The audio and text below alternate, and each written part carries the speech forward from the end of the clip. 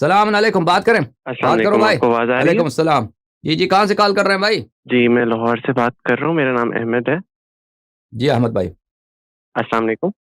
وعلیکم السلام. میں نے آپ سے یہ پوچھنا تھا کہ اچھا، جب میں نے ویسے میرا وہابی فیملی سے بیک گراؤنڈ ہے، لیکن میں نے اوپن مائنڈیڈ ہو کے اس کو پڑھا، ہاؤس آف سوروز اور جتنے، لیکن مجھے نا ایک تضاد نظر آیا شیعہ پوائنٹ کس آف چیز ویو میں؟ میں، خلافت کس سے چیز میں؟ ریلیٹڈ، مولایت سے ریلیٹڈ. یہ جو کس چیز میں خلافت کے بعد مولا ہاں علی، ہاں میں آپ کو بتاتا ہوں، جو خلافت یعنی کہ آپ صلی اللہ علیہ وسلم کی وفات کے بعد مولا علی نے لڑائی کیوں نہیں کی یا جو بھی اپنے حق کو چھوڑ دیا، تو ایک یہ بات آتی ہے کہ وہ قرآن کو جمع کر رہے تھے، وہ ادھر سے کیفا میں نہیں گئے. ایک یہ بات آتی ہے کہ وہ وصیت تھی ان کو. پھر ایک یہ بات نہیں آتی ہے نہیں کہ ان نہیں کے نہیں پاس نہیں لوگ نہیں نہیں تھے. نہیں. ثقیفہ اس ایک لیے دفعہ نہیں مجھے گئے. مکمل کرنے دیں نہیں کوشچن. نہیں نہیں نہیں، بات ہی غلط کی نا آپ نے. ثقیفہ اس لیے نہیں گئے کہ اس لیے نہیں گئے کہ وہ قرآن جمع کر رہے تھے اس وقت. قرآن ثقیفہ کے بعد انہوں نے جمع کیا ہے. ثقیفہ اس لیے نہیں گئے تھے کہ ابھی رسول پاک صلی اللہ علیہ وسلم کا جنازہ پڑھا تھا. ادھر نہ غسل ہوا ہے، نہ کفن ہوا ہے، نہ دفن ہوا ہے، نہ اس پہ نماز ہوئی ہے. تو یہ رسول پاک صلی اللہ علیہ وسلم کی بے احترامی تھی کہ وہ جنازہ ادھر پڑھا رہے، وہ لڑائی کے لیے ادھر چلا جائے ثقیفے پہ کہ بھائی خلافت میں رہا. یہ توہین تھی رسول پاک صلی اللہ علیہ وسلم. جو لوگ وہاں پہ گئے تھے وہ لوگ، انہوں نے توہین رسالت کیا. تو امیر المؤمنین علیہ الصلوۃ والسلام نہیں گئے تو کیسے جنازہ چھوڑ کے ادھر چلے جاتے ہیں؟ میں واقف ہوں اس بات سے. میں سلیم بن قیس کی اس روایت کا تذکرہ کر رہا ہوں جس کے اندر وہ کہتے ہیں جب انہوں نے دروازے پہ جب وہ آ گئے، یعنی کہ 1-2 دن تک جب وہ دروازے پہ آ گئے، اس ٹائم پہ انہوں نے کہا کہ میں اس روم سے نکلا ہی نہیں ہوں کہ میں قرآن جمع کر رہا تھا. اچھا، اب آپ ثقیفے کی بات نہیں کر رہے ہیں نا. ثقیفہ تو پہلے کی بات ہے. اب آپ کہہ رہے ہیں کہ انہوں نے حملہ کیا تھا گھر پہ، تو اس وقت کی بات کر رہے ہیں. ہاں، یعنی کہ اگلے 2-3 دن تک مولا علی جو ہے کچھ روایتوں کے مطابق قرآن ہی جمع کر رہے تھے. جو 2-3 بھی دن تو نہیں، چیزیں چل زیادہ ہے. رہی تھی اس میں حصہ نہیں لیا. نہیں یہ باتیں آپ وہ پتہ نہیں اپنے کس نے ترجمہ کیا ہے، آپ نے کیا پڑھا ہے، ہمیں نہیں معلوم.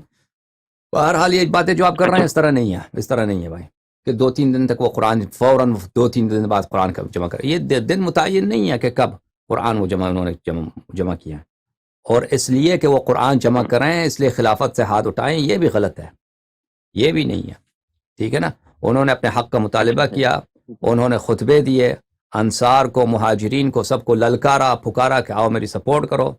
پھر 300 لوگ آئے، انہوں نے بیعت کی ان کے ساتھ کہ ہم آپ کے ساتھ بیعت کرتے ہیں، آپ کے حق چھین کر ہی رہیں گے.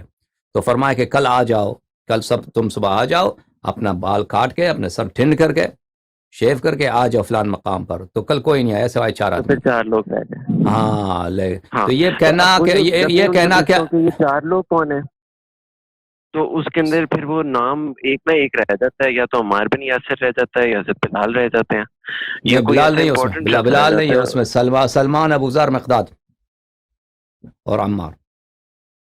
سلمان، ابو ذر، تو مقداد، حذیفہ عمار. بن یمان بھی ہیں اور اس طرح کے اچھے نہیں یعنی کہ صحابہ ہیں جو یہ لوگ بعد میں آ گئے تھے.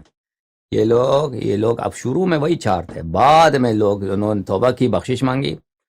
یہ بعد میں بہت تعداد بڑھ گئی تھی. امیر المؤمنین علیہ السلام کے ساتھیوں کی تعداد آہستہ آہستہ بہت بڑھ گیا تھا، لیکن شروع میں جو ابو بکر کی خلافت کے شروع میں تھا سب نے چھوڑ دیا تھا سوائے قلیل کے. ٹھیک ہے. اچھا. اور کئی یعنی کہ جو لیکن ایک کہنے کا مناظرے مقصد کی یہ ہے جو آپ کہہ رہے ہیں نا کہ انہوں نے خلافت طلب نہیں کیا اس لیے قرآن پہ فوراً مشغول ہو گئے. یہ بات غلط ہے، یہ بات غلط ہے. یہ پتہ نہیں کس نے آپ کو بتایا.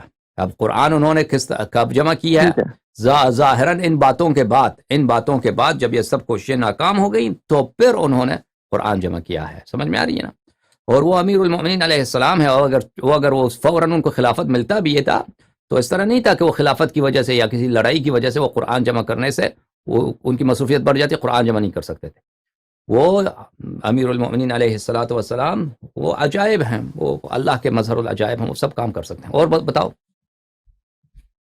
جی.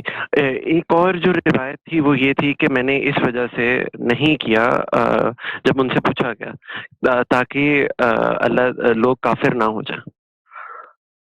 یہ بھی یعنی کہ شیعہ کتاب میں نے پھر خود کھول کے دیکھا، میں نے خود یعنی کہ وہ حدیثی کتاب ڈاؤن لوڈ کی پڑھی، تو اس کے اندر مجھے یہ روایت بھی ملی کہ اس وجہ سے، اور اس کے یعنی کہ جو مولا علی کے یعنی کہ ان کا صدیق اکبر ہونا یا ان کی یعنی اگر امیر المؤمنین علیہ الصلوۃ والسلام اس وقت بہت سارے لوگ تو مرتد ہو چکے تھے، اگر ان سے اصرار کرتے تو اسلام ہی چھوڑ جاتے، وہ بت پرستی پہ اتر آتے۔ بہرحال اس کا میں شرح نہیں دے سکتا، بہرحال یہ سب وجوہات ہو سکتے ہیں، ایک کام کے کئی ایک حکمتیں ہو سکتی ہیں، ایک انسان ایک کام کرتا ہے اس کے کئی فائدے ہو سکتے ہیں، بالخصوص معصومین علیہ السلام۔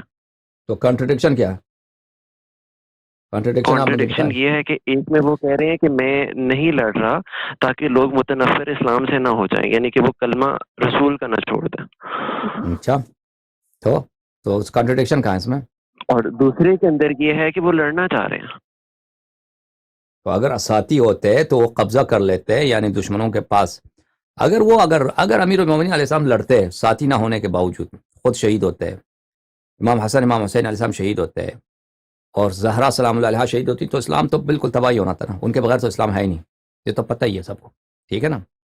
لیکن اگر ان کو ساتھی ملتے، مثلا 300 400 اتنے تعداد ہوتی کہ ان کے بدولت وہ سب ان کے جو مخالفین تھے ان کو وہ اپنے شکست دے سکتے، اگر اس طرح ہوتے تو اسلام نابود نہیں ہوتا۔ تو اس دو باتوں میں کوئی کنٹرڈکشن نہیں ہے۔